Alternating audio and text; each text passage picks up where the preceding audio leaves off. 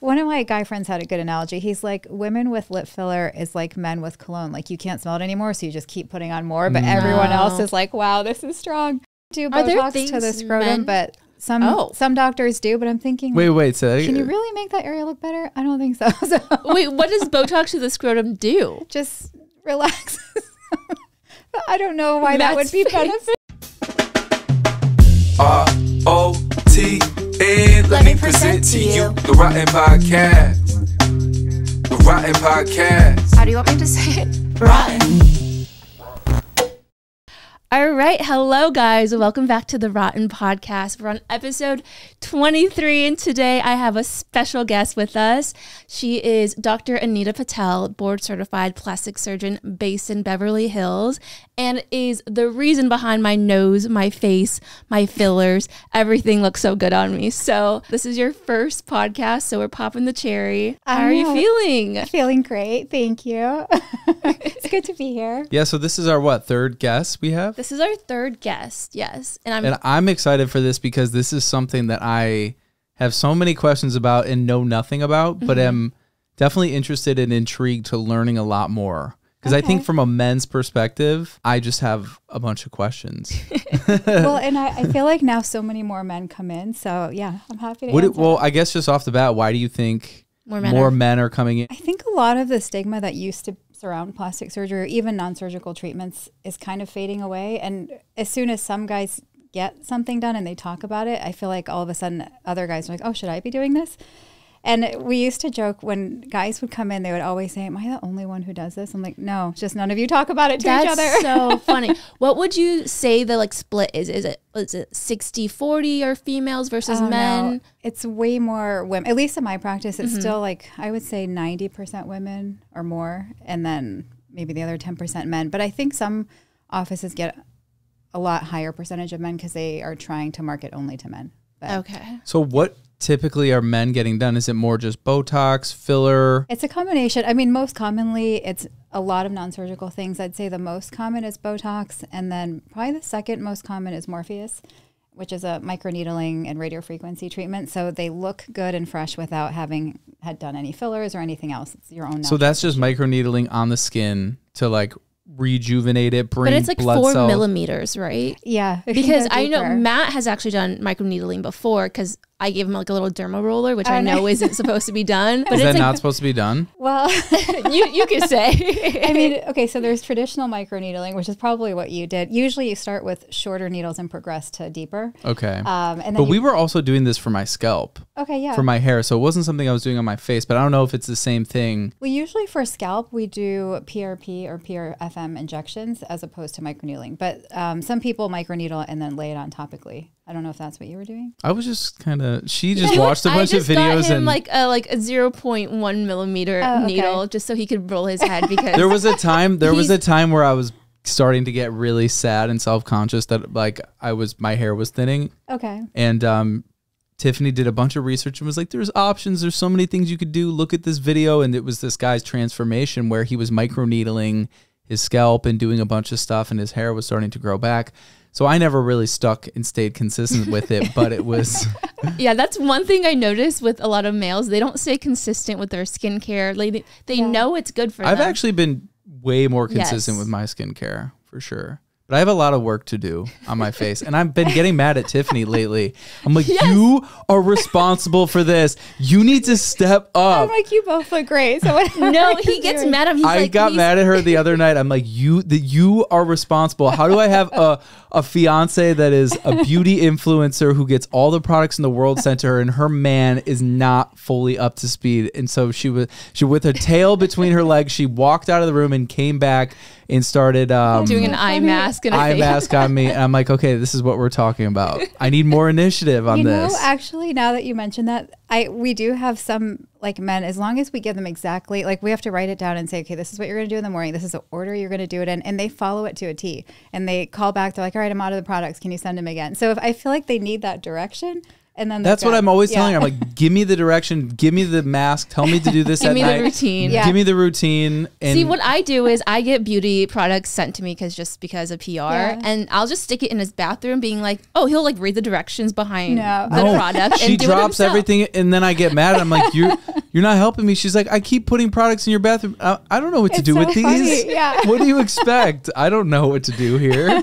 But actually, the hair is such a popular. I feel like for men, that's a big deal where they get really self-conscious, even to a point where like a woman may not care about their hair as much as they do. But I don't think women understand how much thought it takes up and how long ago it started for me. Like I started to recognize this maybe 10 years ago. I was like, oh, my hair, and it starts to become a very negative association. You're looking in the mirror. And as I've gotten older and older, I've gone through different phases of accepting it and then rejecting the thought and then getting, as my hair started to thin more and more, but it is very, like, I get so self-conscious, and there's been so many times where I'm like, I don't know I'm like sad, but Tiffany has always reminded me there's options, there's different things. And there's something I wanted to ask you about is, you hear so many guys going to Turkey to get their hair done, which is what my he was planning on doing it. I am planning on doing it. I want to get a hair transplant. I'm only laughing because I keep seeing memes about like a guy who, before he went to vacation in Turkey, and when he comes back, he has luscious hair. And that's what I was thinking of when you said that. But there's options before you get to hair transplant. So if I feel like if someone's coming in, they're like, it's starting to thin, or, I had a patient who like kind of jokingly, she's like, I'm going to send my husband. He's probably past the point of return, but just see if it works. So we did one treatment, and even the first one, it was so what is the treatment exactly? So we draw your blood, and then we put it in a centrifuge, and it separates your platelet-rich plasma from like the red blood cells and everything, which are trapped in this gel at the bottom. And then we take the PRP and we actually convert it to PRFM. So PRP is platelet-rich plasma, and then PRFM is platelet-rich fibrin matrix. So it's almost like a gel, but of your own platelets. But it doesn't turn into that gel for about 15 to 20 minutes. So during that time, we inject it into the scalp. I actually did it in 2020 because I don't know, stressed out. My hair is getting thinner. Is this the same thing as the vampire facial that the Kardashians do, or is it different? Well, the topical, like the product, yes. But not for the vampire facial, it's usually after microneedling. Oh. But with this, you're actually injecting. So, but it totally helps, and it works. So you're injecting it's topical, right? So you're rubbing the cream. You're not rubbing it on. Like, so say, depending on what area you have the hair thinning, like, so I was trying to do like the temple area for myself. And so that's where I injected it. But for a lot of people, men and women, they're doing the entire like top of the head, or for some men, just the crown. And is it just a one-time thing? And then you kind of... No, you would do 3 in a row, like 6 weeks apart. And then your result isn't going to be immediate. And we tell people to not even expect their result before their second treatment, but most people already start noticing it by then. And then like a few months after is kind of when it would be at its best result. And we also say to do hair supplements at the same time, because none of these things are going to be like foolproof 100% working. But if you're doing a combination, you tend to have better results and maintain them. Like if you're taking, say you do a series and then you stay on the supplements all year, I feel like you have less like return to that point than people who skip the supplements, because then we do a repeat session sooner for those patients. Okay, so 2 questions to follow this up. Number 1, I want to know how much does that typically how much does that typically cost to do that procedure? So it's always better to ask my office, because I'll guesstimate. I want to, or you could give me just a rough range, so people who are listening are like, it's in the tens of thousands, it's in the thousands, the hundreds, like so just usually a rough ballpark. Like a single session is anywhere from like 12 to 1600, or 12 to 1600. Okay. And how many sessions would like a male or anyone need? Usually we just recommend starting with 3. There's some people that will add a 4th and 5th because they're like, oh my God, this is amazing. I don't want to stop yet. But for most people, they'll do 3 and just kind of see how long it lasts them. So typically between like 3 to 6,000, you would say, to do around 3 to 5 treatments. Yeah. Do you recommend medical tourism? Because I feel like I've heard a lot of people going to Mexico for surgeries, going to Turkey for a specific surgery, going to Korea. Is there, I know, other than like the cost of savings, what are other things people should be wary about when they're traveling abroad for surgery? I mean, I think the main driver of like the tourism is the cost, but I think it's really hard, because if someone asks me, who should I see for plastic surgery in Mexico? I actually don't know. And I don't know the vetting process there. Whereas I do know it here, but I feel like most patients here also don't vet their surgeons in the US. They just have a certain level of trust. Like, oh, well, if they're in practice in this zip code, they're fine. But that's not true. Like anyone can rent an office suite, you know? What? So, and there was a big push, I want to say like 10 years ago to like everyone saying, oh, make sure your doctor is board certified. So in our specialty, like the only board that certifies plastic surgeons is the American Board of Plastic Surgery. But there is another, what they call themselves a board, and it's a cosmetic surgery. So it sounds better, but they're actually not a recognized board. And you can be part of that as a non-plastic surgeon. So Can I ask, what's the difference between a board certified versus non-board certified? Is it a test? Because I would think, or I would assume everyone's board certified because they pass the test to become a plastic surgeon. Or am I crazy for thinking that? I mean, you would think that, but it's not true. So, okay. So once you do your like med school, 4 years, then you do a residency. For plastic surgery, it's anywhere from 5 to 8 years. And then after that, for our boards, you have 2 separate boards. You have a written board exam that you have to pass first, and that's usually the fall after you graduate, you take that. And then you have to collect all of your surgeries for that following, I want to say 10 months, and you have to turn all of those in, and including everything, like what procedure you did, the operative note, all your pre-op, post-op workup, even how you did the pricing. So if it's insurance related, they want to see your billing because they're trying to see not only like, do you have the knowledge and the skills, but do you also have ethical, like the way you do things is ethical and not, you know, like a moral shady. Compass. Yeah. And they'll, you know, and it's a lot. And then so after you turn all of that in, they decide if you're even worthy of sitting for the oral board. And so the oral board exam is kind of wild. Like everyone goes to one hotel. Like the year I was doing it was in Arizona, and each room, like you go to 3 different rooms. You don't know who's going to be in there, but like you just have 2 people grilling you. So it'd be like you guys giving me the boards, and you're not allowed to give any facial expression. It's you would ask me a question while I answer, you cut me off and you ask me. And so it's just back and forth. And then you have no idea if you did well or not because you just be poker face, right? And it's almost like talking to patients who have a lot of questions, right? Well, no, because I feel like that's more fun at least.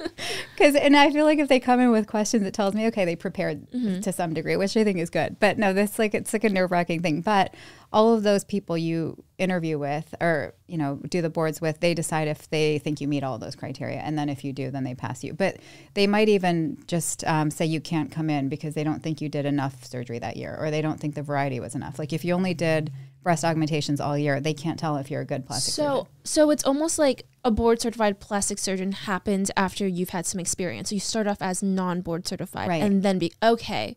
So most people will get their board certification a year or 2 after they graduate. So how do you get, if you're only recommending working with board certified plastic surgeons, how do non-board certified get business? Or how did you get business for starting out? I feel like the people who are, maybe this is not nice to say, but I feel like people who aren't board certified, they're incredible at marketing because they know they have to position themselves in a way.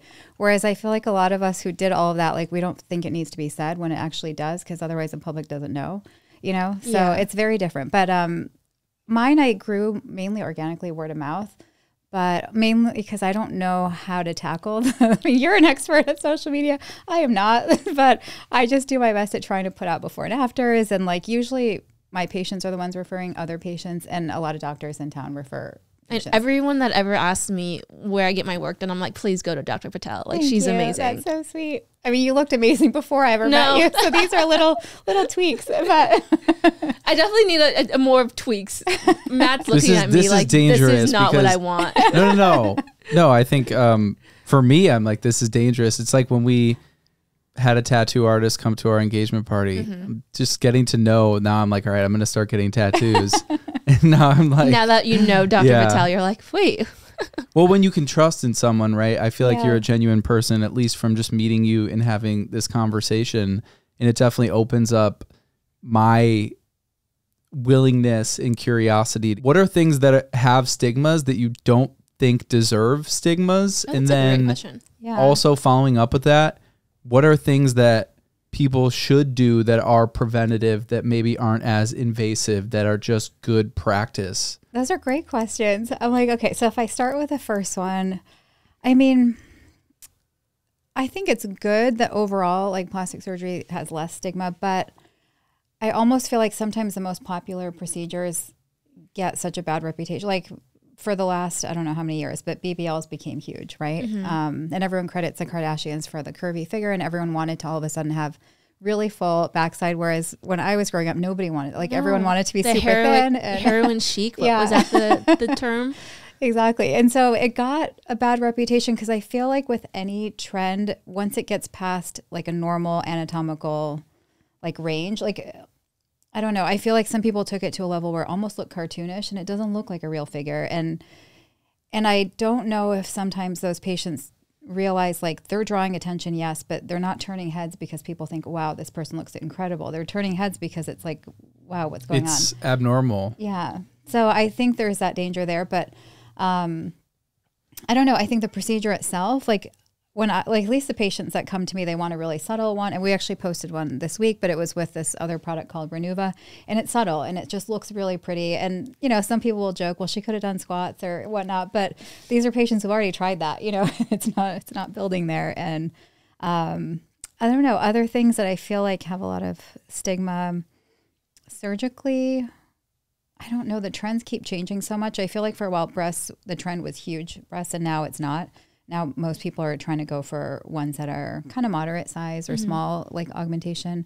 I think lips is something that has a lot of stigma because there's so many that are done so poorly or overdone. For me, at least, on the outside, I would say I have the most thoughts about lips. And I guess just when I hear Botox in general, I have so many questions about it because she's taught me so much about it being preventative.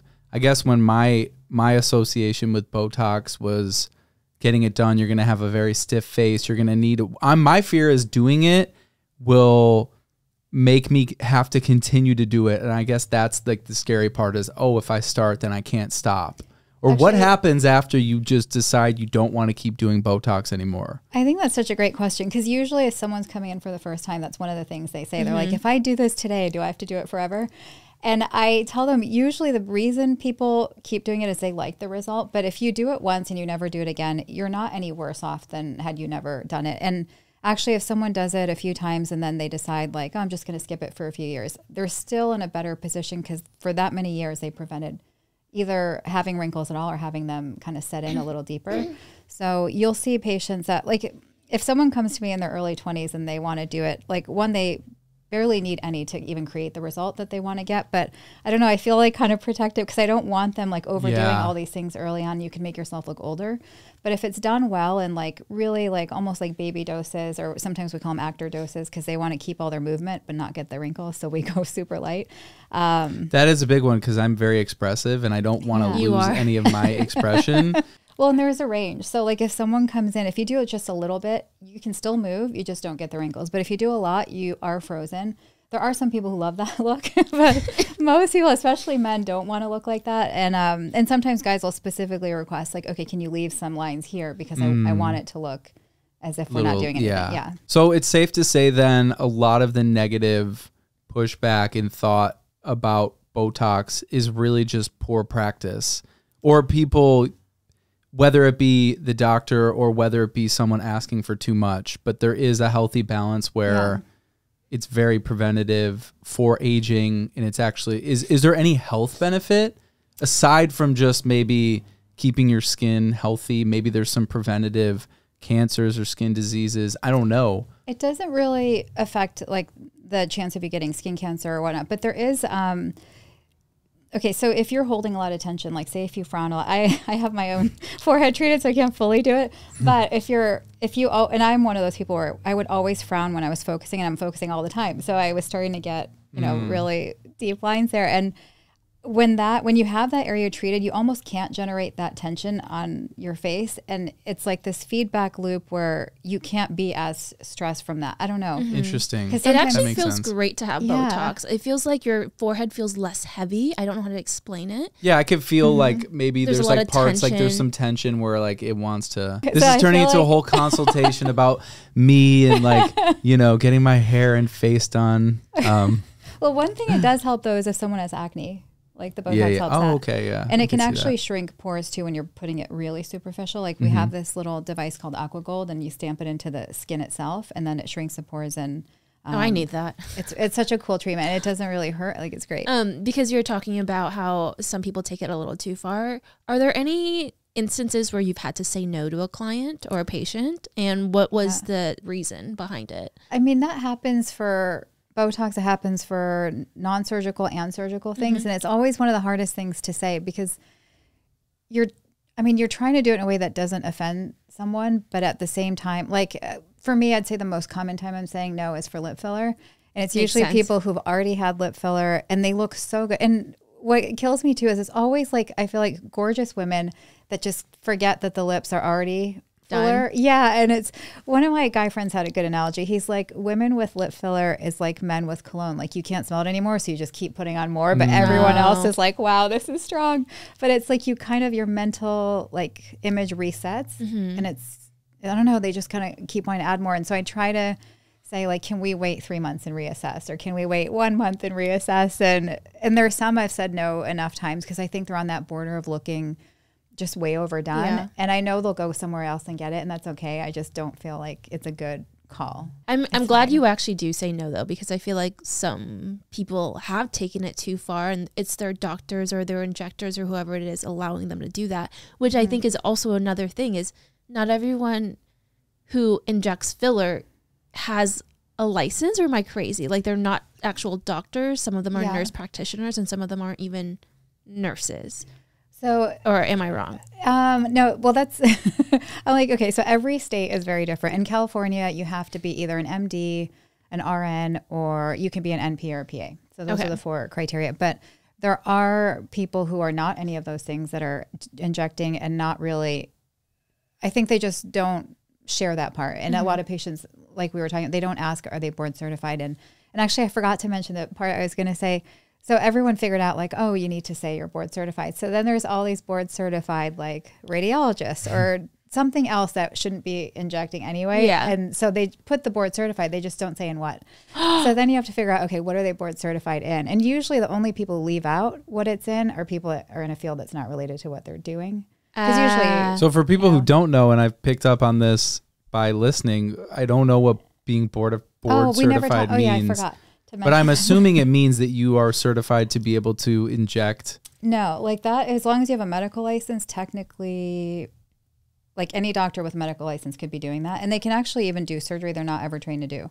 So the legal aspect of that, as long as you have your medical license, you could be doing it. But board certification, you don't have to be board certified, for plastic surgeons, if you're not, you can't actually operate at a hospital. So if you, and so, but it's additional like test taking on top of that.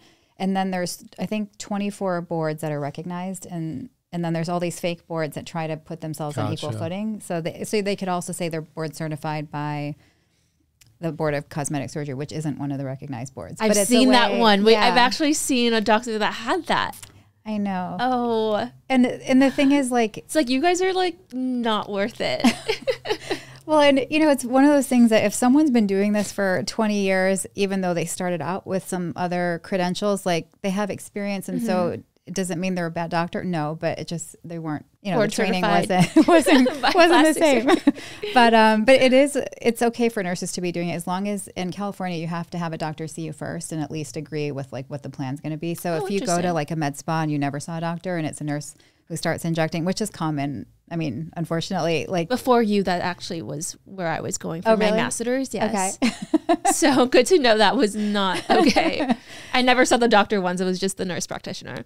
Well, nurse practitioner, they actually are allowed to, but but the nurses aren't. Yeah. Okay. So it's RN versus NP, and NPs have more training than the nurse or than the RN nurse. Okay. Yeah. So that was legit. Okay, good to know. I was going to say, shoot. So what are other red flags you think patients should look for when they're meeting their doctor for the first time, researching doctors? Are there sites to look into plastic surgeons as well? So I would say, as basic as it sounds, I would say the first site to look at is the California Medical Board. If you're in California or whatever state you're in, look at that medical board, and it'll tell you if your doctor is actually a license, it has like a medical license, which sounds so basic, but you'd be surprised. Like, because there'll be some doctors who pretend they have certification that doesn't require them to have a license. Like they'll say, oh, well, I was, and this can actually happen. They're a doctor in another country, but they're not allowed to practice here unless they go through all the stuff here. So that's one thing that could happen. But anyway, so check if they're licensed as a doctor, period. And then you look at the American Board of Plastic Surgery, and they have a doctor search. You can search on there. And then the other things are like the aesthetic things. Like if you're looking at them and you're like, wow, that person like has an aesthetic, like even a lot of injectors, like they love, like I think they're giving a patient that look because they love that look themselves. They have really done lips, like really full cheeks, but like almost like over the top. Yeah. And if someone is going to be injecting and they look like that, to me, it would give me pause. So it's like, wow, this is what you think looks good. And it's not what I think looks good. You know? Oh, that's a good red Because then flag. it's probably never going to match. Yes. Like what you think will look great, what they think looks great are not the same. And that's the same with surgery. Like, so when we see unhappy patients, sometimes they're like, I thought I wanted this for my rhinoplasty, for example, and what I got was this, and they still look great, but it's not what they wanted, you know? So it's like meeting your surgeon's aesthetic or vice versa. Which is a harder, like it's more intangible. Like you can't just check a test score or something. But if you look at someone's before and afters, like that gives you an idea. I mean, this is probably a hard question to answer, but if people are so fixated on their look and getting work done, do you think people are generally happier when they've done work, or do you think it kind of takes them down a negative path of maybe over obsessing about how they look, and once they start fixing one thing, they want to start fixing everything? And I know with Tiffany, for example, she's like, she does one little thing, then it's, I want to do something more. And so that's just something I've seen on the side, but I'm curious your thoughts on that. I mean, I feel like you guys have great questions because that's such an important one. Like when someone's coming in, it's like almost two different things that I'm trying to assess. Like one is whatever they're asking for, like something like their expectation, like physically is something I could meet or hopefully surpass like their expectation. But on the other hand, I'm also trying to figure out like, even if this was perfectly delivered, would this person be happy? And they don't always match up. Like they could have the perfect result, but that doesn't mean they'll be happy. And someone else can have a result that is not perfect, but they're thrilled. So it's twofold. But I don't think everyone who comes in and wants to do something gets on a negative spiral for sure. Like, and I think those patients that you are worried will be that patient, I actually don't want to operate on or I don't want to treat. Because underlying there's something else they're coping with. And this isn't like if someone comes in and they think getting a breast aug will prevent them from getting a divorce, like that's not going to work, or maybe it will temporarily, but it generally is not going to work. So do you feel any responsibility or obligation to maybe flag something, or is there a more comprehensive approach along with the surgery? Like, okay, now that you've gotten this done, this is something you should be practicing and thinking about, or maybe it doesn't go that deep. You're just kind of hired to do your procedure, but it seems like there are more components that it gets tricky because like you're talking about, there is this psychological part that you have to, assess. But I know there's only so much you can do, right? That's the problem with even like the healthcare industry in general, where people get prescribed to stuff. Well, I feel like that comes into play when we're trying to figure out like, okay, is this person a good candidate? And part of that is literally part of the consult. So say if someone comes in for liposuction and I've had this happen where like, okay, I want you to do all these areas and then I'll be skinny, right? I'm like, this isn't meant as a weight loss procedure. It's meant for contouring. I'm like, whatever I create, you have to maintain. Like I could make you as skinny as we could possibly make you, but if you then keep the same eating habits, et cetera, that fat's going to go somewhere, and they're like, but then we'll just do lipo again. I'm like, no, that's not how this works. But I feel like there are places they'll be like, yeah, we'll just do it again, Yeah. But I feel like to me, it just means a lot to me, like that they're doing everything, like the wellness part mentally and the physical part, because they go together. And the people who that's a good way feel of the best. That's the best way of articulating it that I couldn't. The wellness aspect of it as well. Yeah. Is there like a mental checklist that people have to do before they get plastic surgery, or is it's never asked about? I mean, there's not like a physical sheet or anything we fill out, but I would say, I don't know. I feel like in a roundabout way, it comes up in the consult. Like they'll tell us like, I've been thinking about this for 4 years and I finally feel like I'm ready or like in an emotional space to do it. And that I appreciate, because I'm like, okay, they've literally thought about all the risks.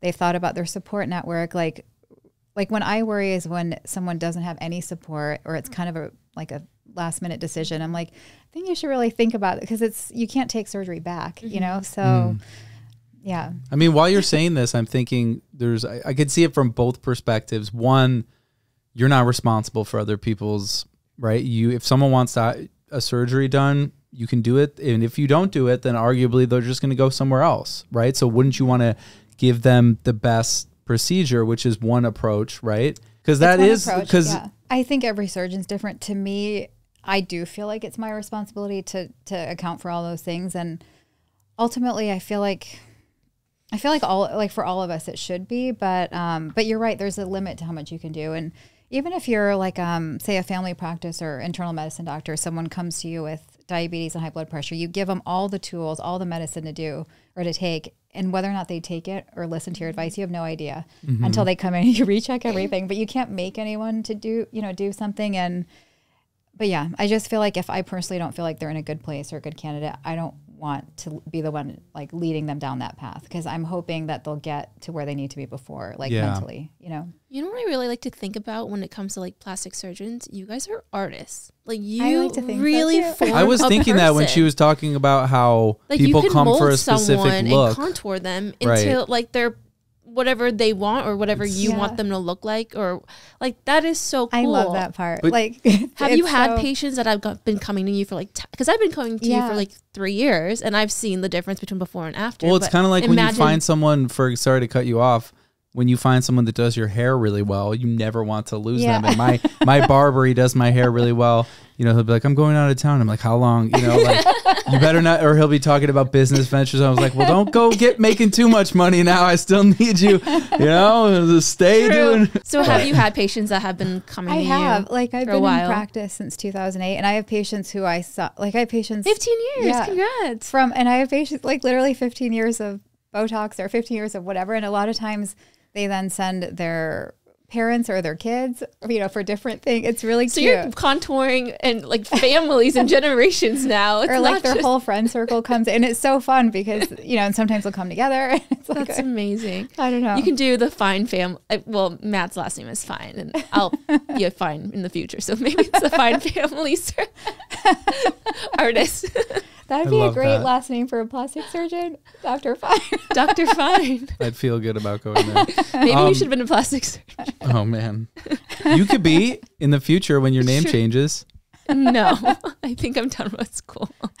But going into sort of a different direction, but also on the responsibility aspect, and this is definitely something we could spend so much time on. Yeah. Within the past decade, there has been a rapid increase of sex change procedures. Yeah. And I know it is such a touchy-feely subject because there's so many factors that go into doing the surgery, the procedures. My question is, what is the overall stance in the field of plastic surgery where these surgeries are becoming more popular? Yeah, gender-affirming surgeries. There's people that believe that there shouldn't be surgeries done by someone under the age of 18. Do you agree with that, or do you think that it varies? I don't know, because there are certain procedures that we do regardless of gender under 18 anyway. Like one of the most common ones or things I'm thinking of is otoplasty, like for kids, because you're trying to do it when they're younger so they're not bullied their whole school life. Is that ears? Yeah. Okay, my cousin had that cleft time. Yeah. palates as well. That's considered not even plastic. as babies. Yeah. Yeah. Do you think, because I know there's a ban on gender affirming care for transgender children under 18, or that's what they're currently trying to push. So do you think that would ever affect boob jobs for girls who want boob jobs when they're under are they 18? trying to push or that? Are they even allowed that? I mean, I can't say I've ever had a patient under 18 show up for a breast aug. I'm sure it happens in places, but I mean, there are women less or younger than 21 who come in or 22, and the breast implant companies, like generally if you're getting silicone implants, they want the patient to be 22 or older for consent as opposed to saline. Why is that? I think because they feel like it's kind of, on one hand, it's just an arbitrary number, right? Yeah. But it's like they want someone to be fully aware and informed. And I don't know if they think at 18 or 19, like you're not really taking it as seriously. And I will say in my experience with patients in general, when you're 19 and 20, you are more cavalier about any procedure. You don't think anything's that big of a deal. I think because it's all over social media now that it feels like it's less of a big deal, but there are real risks to all these things. Like even like filler, you can lose skin on your face. You could have blindness result. You know, like there are real risks. Yeah, with nose filler, right? And Yeah. I've had nose filler, and I didn't know that until I was talking to you about making sure that you have the right surgeon or the right injector putting nose filler in your nose, or you can become blind.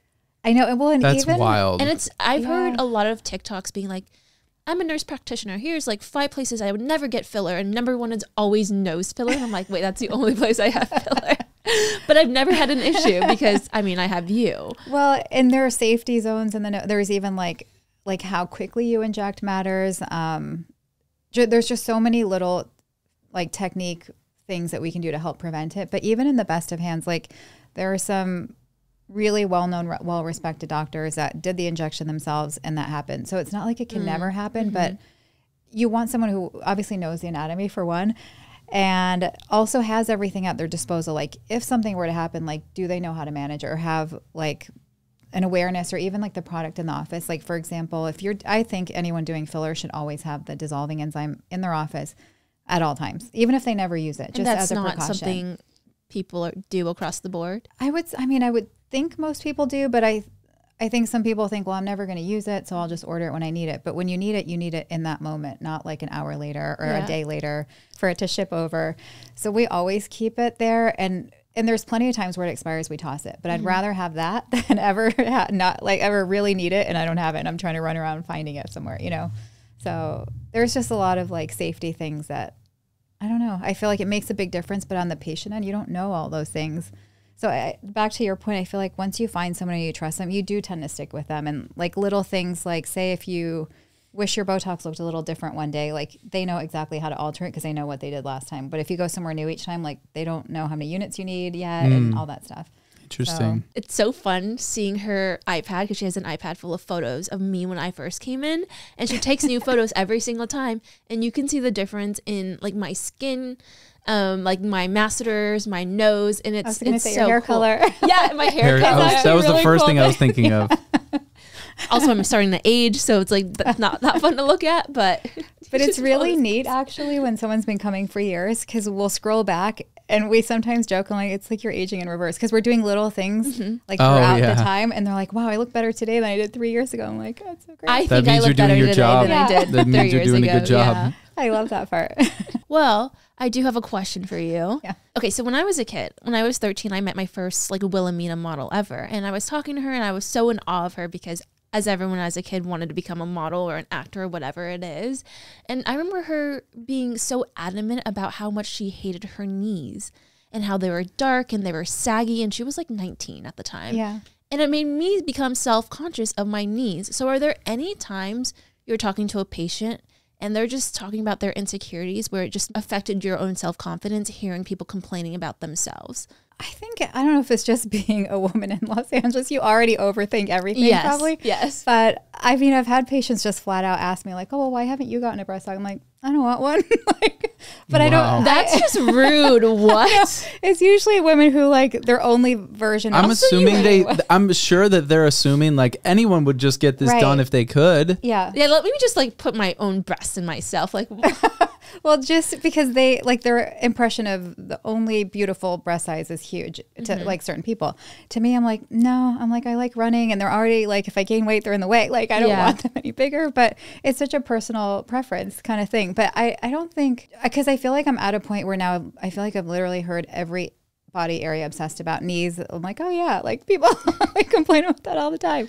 But areas that you wouldn't even think bother people, or like what's the craziest thing you've heard? There's so many crazy things, but like one that I hadn't really thought about until someone else mentioned it is they didn't like the creases like right above the wrist. Like I know everyone's hands age, but like she specifically, I do have creases. I mean, everyone does, but like that was an area she didn't want to get worse.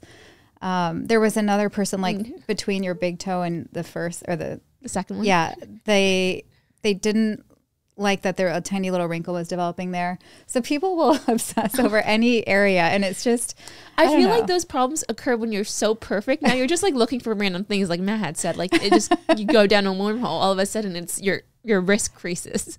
Well, I'm just wondering why it's not as popular for men. And then on the follow up as well, like there isn't much you can do, right? If you're to like There's a lot of work on a surgeries out there to genital, do. on a man's genital. Oh, I mean, You know, the most common joke I get from men if I just meet someone socially is like, "Oh, do you do penile reductions?" I'm like, very funny. Like, I've heard this so many times. That's actually hilarious. But I'm saying those surgeries aren't normal. Not normal. I'm sorry. Those surgeries aren't that common. You don't hear about those things happening. And so I guess as a guy growing up, you don't like go through the world thinking that you can change things about yourself. Whereas I guess that's more. And also I grew up in the Midwest, which is not as okay. where did you grow up? Michigan. Okay, I grew up in Chicago. So I always like have a soft spot for like Midwest people. Oh, too. Midwest people love I love dating people. Midwest people. They're great. But where I was going with that is like it's normal for a woman to be able to change her breast size, you know, if she wants to get a butt implant, whatever those are, BBL. Mm-hmm. And so I guess psychologically, He's such a dude. a woman has the ability to change the things that might make her insecure, whereas a man doesn't. Well, I don't know if they don't or if they don't seek it out as much, but it's funny that you brought up like for genitalia, because for women now, I mean, so many things are analyzed just about labia, like the fullness, the skin texture, the skin tone, like vaginal tightening, like all of that stuff is analyzed and women are all over it, getting, you know, filler to there, fat transfer to there. And then for men, I don't know. I mean, of course, maybe I'm just not getting those patients who want to aesthetically improve that area, and I don't do Botox to the scrotum, but some doctors do, but I'm thinking, wait, so can you really make that area look better? I don't think so. Wait, what does Botox to the scrotum do? Just relax.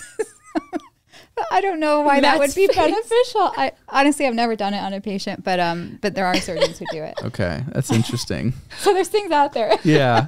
Is this It like almost feels very de-wrinkle the taboo. scrotum? Like what does Botox relax it? Well, because there's muscle and So it makes It's it just- hang lower. you know, or well, tighter? that would be what I would think, right?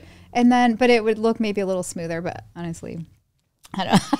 It is a very interesting skin. It just like, you know, Well, guys kind of will like, do laser hair removal to the area. Jesus, that sounds like it would That's hurt Well, so it's bad. actually not bad. Like you numb it, and like it's fine.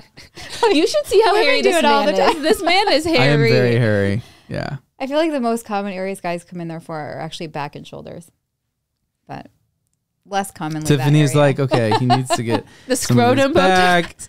scrotum, smoothing that out. He's getting wrinkles, hair. Turkey.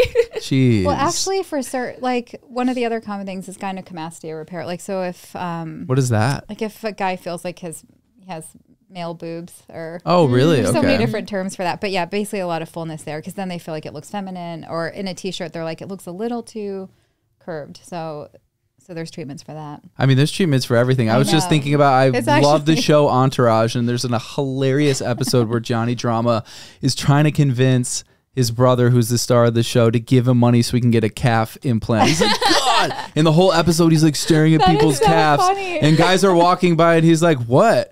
And he's like, oh, I'm just looking at your calves. And it's the funniest thing. I totally forgot about that, but that is really funny. Well, and there's people who do it, and there's pec implants. I don't know. I did have a woman once who actually, Tiffany, what was that look? You're like, yeah, maybe you need some of that. Like, what? I'm just like a looking light at bulb you. Nah, well, I'm looking at your I gotta face. be extra, you know, I gotta pick up on these signals. Tell me how you I'm really just feel kidding. here. You look. You know, I think you look amazing. Like you don't need to do anything. Minus maybe a little bit of Botox is the only concern I have, which is why I'm giving him a bunch of retinol. And I tell him, do not use this like crazy. Use this every other day and do a little bit. yeah. And then when I Puts ask 2 questions, pumps. when I ask questions, she yells at me like, what are you doing using 2 pumps? I go, you never told me I can't do 2 pumps of He retinol. put so much retinol in his Yeah, that face. is His a lot. skin was flaking I don't off. know. And I was like, what are you doing? Well, but- especially because do you skip the beard distribution? Because then you probably don't even need as much, you know. Yeah. Well, I try to get it in there after. Well, to my point, I'm just saying she expects me to know and then acts like idiot. Why would you do 2 pumps? Didn't you read the box? And I'm like, isn't this all just like cream on my face? Yeah. Now the directions are Pause. specific. Half a pump, 1 Yeah. pump, 2 pumps. I have to be like very specific with you. Yeah. It's okay. We'll Anyways. work on it after this. Well, that's good to know that, like, you know, like hearing about people's random insecurities hasn't affected No. you about your risks. I feel like some people are very impressionable. And I think with being a plastic surgeon, you have to have some sort of thick skin and mental stability that it doesn't affect you. But I feel like, well, I feel like if you ask, You also probably see the worst of it as well. you know, what's funny that you say that, like, so when someone comes in and before they've undressed, they're describing what's going on, and they will describe it as if it's the worst thing you've ever imagined. Like They'll Tiffany change, being and like, I'm I'm "Is fat. that it?" Yeah.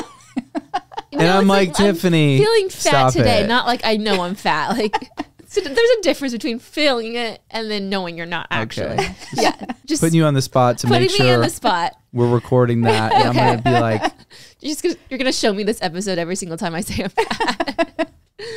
But yeah, and so in their mind, it looks way worse because you're right. We see like on the far end of the spectrum and on the super mild end, and most people are somewhere in between. I have yet to have someone who described it really awfully and then the physical description actually, it's usually way milder just because to them it's the worst they've seen, but it's not the worst I've seen, you know? So I don't know. because I'm sure we all have body dysmorphia to a degree solely, or is that not true? Well, I feel like that term is a lot stronger, but Maybe that's the wrong term, but in the sense of like, we're so biased to our seeing ourselves every day in our thoughts about what we tell ourselves, our story, that all of us must have some form of bias to the way that we actually look to other people. no, I think that's very true. And I think that's why that whole like social media, like movement to like restrict certain things for kids. I get it. 'Cause they're trying to match filtered images, not even like an actual person who just happens to be beautiful. It's that beautiful That's person true. who's That's also true, edited yeah. everything. And then they want to look like, and it's just not, I don't know. I just feel like I feel that'd that be way so too. hard. Even myself, as a full-grown adult Yeah. who understands that people are using filters, I'll still look at girls on TikTok or Instagram or whatever it is, being like, "Wow, like how do they look so good?" I do too. And it's like, we know there's all those things, but Yeah. it still makes that impression on you. And even like there's certain things that now people think everyone should look like when you're seated, that you shouldn't have a single wrinkle on your abdomen. I'm like, that's not what most people, including models, including the What? thinnest people, like they have that, but they airbrush it all out. And so on Instagram, it looks like there's That's nothing, insane. you know? I'm so far from Now all of a sudden any I'm of hearing this. like insecurities I would have never thought about, because I have seen stomach creases, but I didn't know that was something like people like made a concern for them. Yeah. Well, and I think the list is endless. And like, I don't know. I mean, if I thought of all the things I could change, I mean, there's all kinds of things I could change. Yeah. And I'd be like, well, this would be an improvement. This would be it. But I don't feel the need to, like, at this moment, you know? It's But an Are you active- comfortable sharing with what you have changed? Because I'm always curious if plastic surgeons actually fix themselves in any way or not. yeah. And I love when people just put it out there like, hey, I did this surgery. And like some of them will post their recovery online, which I think is really cool too. Oh. So I haven't done anything surgical like okay. So I've been doing Botox or Dysport since over 10 years, like 14 years. You look great. your skin looks really good. And then I'll do like periodic lasers, or actually lately I've just been doing the Morpheus 8. I did 3 of those. And I did face and neck. And actually I think I did chest 2 of the 3 times. And it just makes everything like smoother and like more collagen, etc. I've done filler like little amounts over the years in so many different places. So it's like I did a little lips. I think at one point I did a little cheeks, chin. But I'll do like, it's funny because once I'm guessing you do this all on yourself, right? Or do you have Well, I'll someone do else the- coming in and doing it for you? I'll do the Botox on myself. The filler I have, but I don't recommend it just because it's not as easy to do in the mirror on both sides. Like I'm right-handed for that at least. That makes sense. And then you're doing it backwards and on the other side. So it's hard. But that's the problem. Honestly, if I feel like most of my friends or colleagues that do injections, they like a different look than I like, and they like it to look more done. So once when I had someone do my lip filler, like probably 8 years ago, she had the full syringe. I was like, okay, I only want a tiny bit. I'm like, I want you to do the smallest amount you can imagine doing. And she's like, okay, so you just want me to start there and then we'll just do the rest? I'm like, just start there. So she did like either a fifth or a quarter. So it was like less than a half of a half. And then I was like, okay, that's good. And she's like, what? She's like, don't you want to look sexy? I'm like, nope, I'm good. Because I knew what her sexy was and it wasn't what I thought looked good. So I was like, nope, I'm good. And she's like, we're just going to waste it. I'm like, yes, waste it. Because I'd rather have it wasted than looking crazy on me, you know? Yes. Yeah. So it was fine. But yeah, and that's like I don't know. everyone's aesthetic's so different. So it's kind of funny. And so we joke, like me and some plastic surgeon friends of mine, we're like, if any of us does something crazy, like we have to tell each other. So I have told one friend in particular, I'm like, what did they get done? Cool it. I was like, you need to cool it with a filler. And she was like, really? I didn't notice. That's good. the point. I'm glad you're honest. That's why I'm with telling him. you. Yeah. I know. And she laughed and she's like, you know what? I want to say thank you. She's like, no one else said that to me. I'm the only one not being honest here. Yeah. Do you, so, I mean, I see and hear that you have a lot of plastic surgeon friends that are females, but I feel like plastic surgeons that are females are pretty rare when it comes to the entire space. Yeah, it really is. And Why is that? I think for every surgery specialty, it's just because the lifestyle to get there is hard. Well, and the lifestyle after it could be hard depending on your specialty. But in my class, it was me and 3 guys.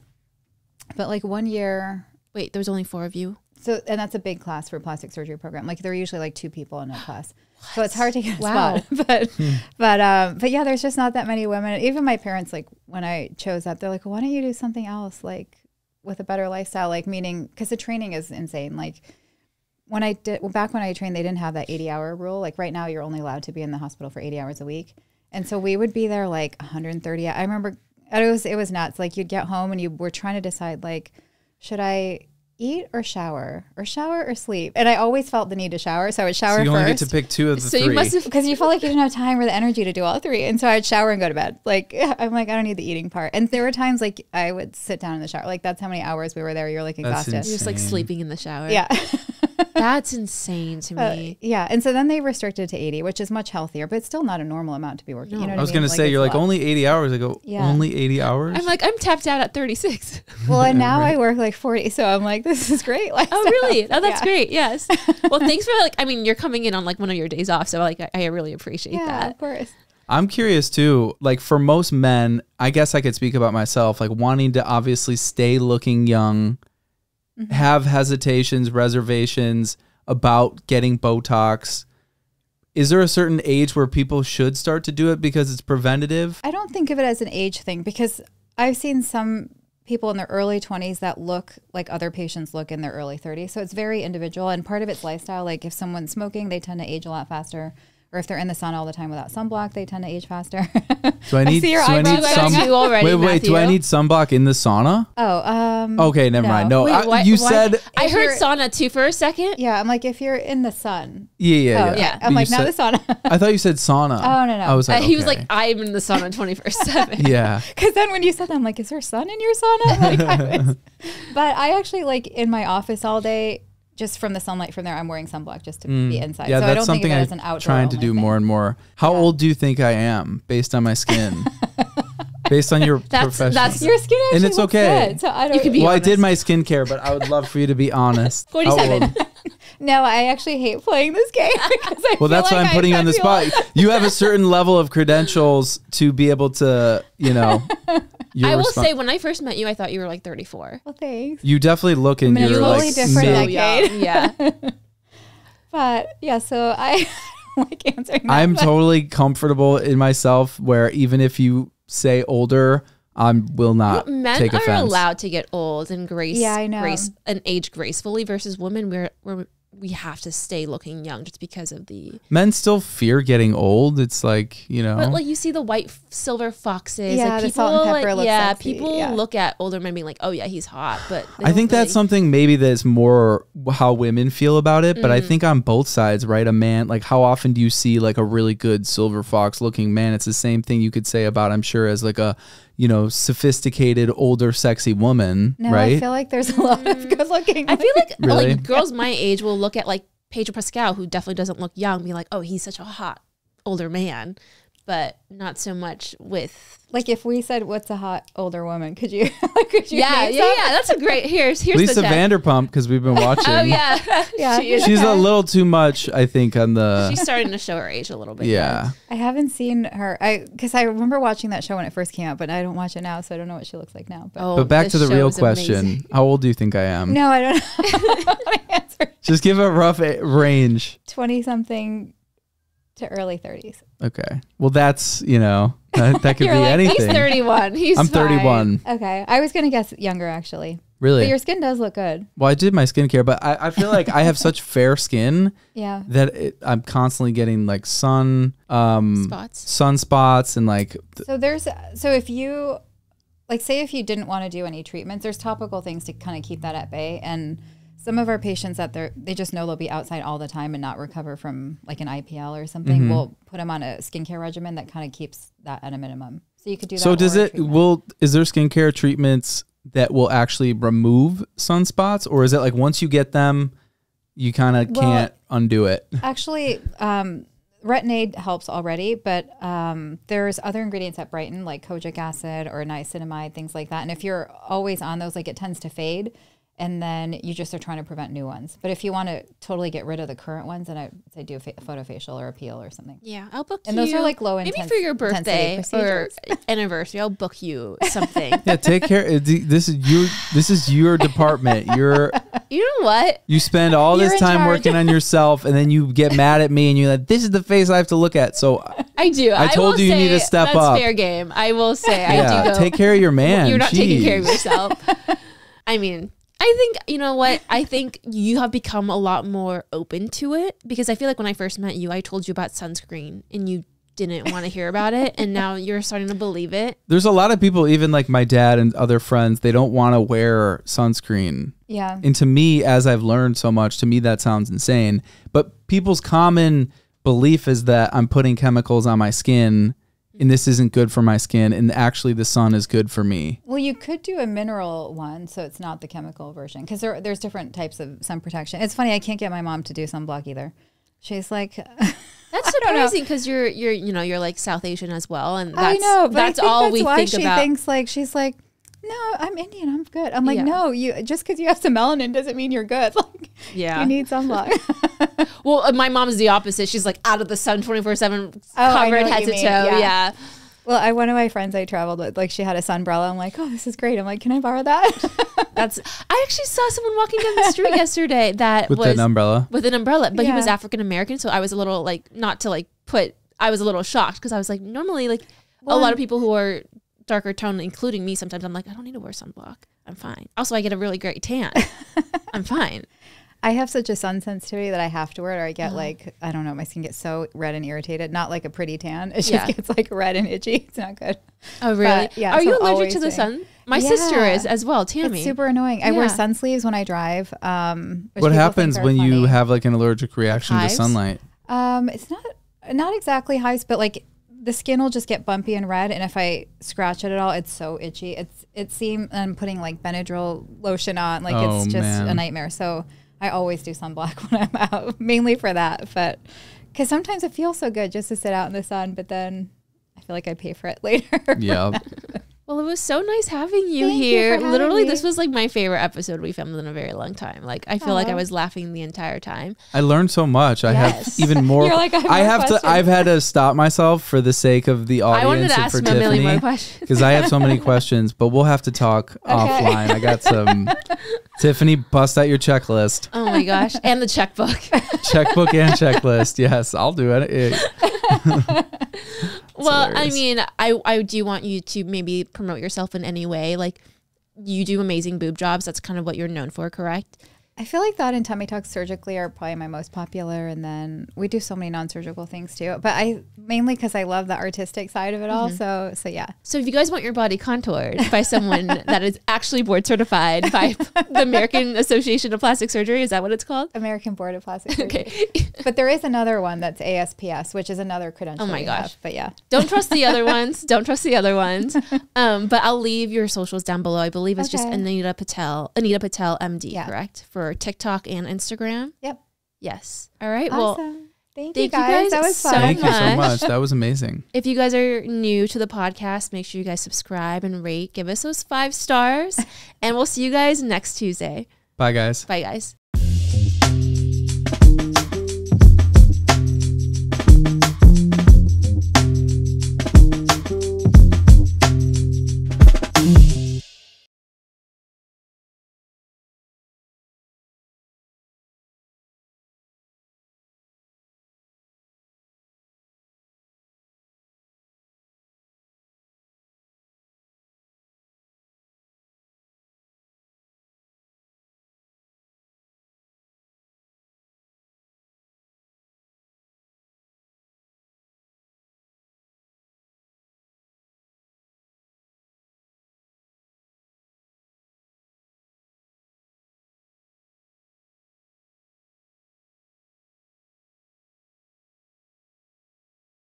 Well, back when I trained, they didn't have that 80-hour rule. Like right now, you're only allowed to be in the hospital for 80 hours a week. And so we would be there like 130. I remember it was nuts. Like you'd get home and you were trying to decide like, should I eat or shower or sleep? And I always felt the need to shower. And so I'd shower and go to bed. Like, I'm like, I don't need the eating part. That's insane to me. I feel like most patients here also don't vet their surgeons in the US. They just have a certain level of trust. Like, oh, well, if they're in practice in this zip code, they're fine. But that's not true. Like anyone can rent an office suite, you know? What?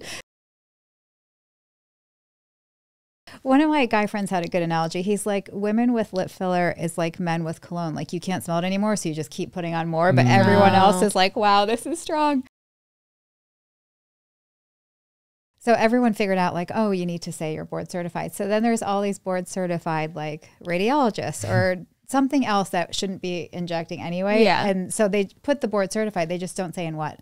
So then you have to figure out, okay, what are they board certified in? Because usually...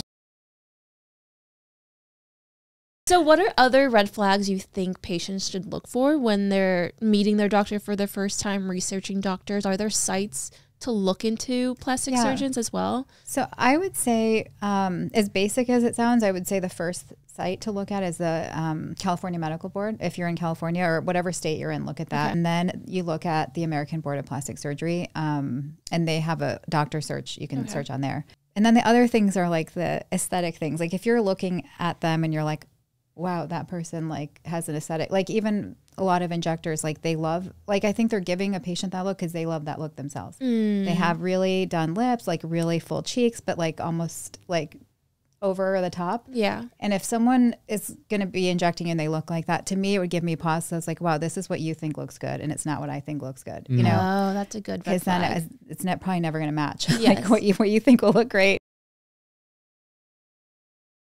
You know what I really like to think about when it comes to like plastic surgeons? You guys are artists. Like you like to think really so form I was thinking that when she was talking about how like people you can come mold for a specific someone look. and contour them. Like that is so cool. I love that part. When you find someone that does your hair really well, you never want to lose them. And my barber, he does my hair really well. You know, he'll be like, I'm going out of town. I'm like, how long? You know, like, you better not, or he'll be talking about business ventures. I was like, well, don't go making too much money now. I still need you, you know, stay doing. So have you had patients that have been coming to you? I have. Like I've been in while? practice since 2008. They then send their parents or their kids, you know, for different things. It's really so cute. You're contouring and like families and generations now. It's or like their just... whole friend circle comes in. It's so fun because, you know, and sometimes they'll come together. It's like That's amazing. One of my guy friends had a good analogy. He's like, women with lip filler is like men with cologne. Like you can't smell it anymore, so you just keep putting on more. But everyone else is like, wow, this is strong. Do Botox to the scrotum, but some doctors do. But I'm thinking, wait, so can you really make that area look better? I don't think so. Wait, what does Botox to the scrotum do? Just relax. I don't know why that would be beneficial. I honestly, I've never done it on a patient, but there are surgeons who do it. Okay, that's interesting. So there's things out there. Yeah, it like almost feels very taboo. Like what does Botox relax it? Well, because there's muscle and so it makes it hang lower. You know, well, tighter. That would be what I would think, right? And then, but it would look maybe a little smoother. But honestly, I don't know. Tiffany's like, okay, he needs to get the scrotum back, scrotum, smoothen that out. He's getting wrinkles, hair, turkey. Jeez.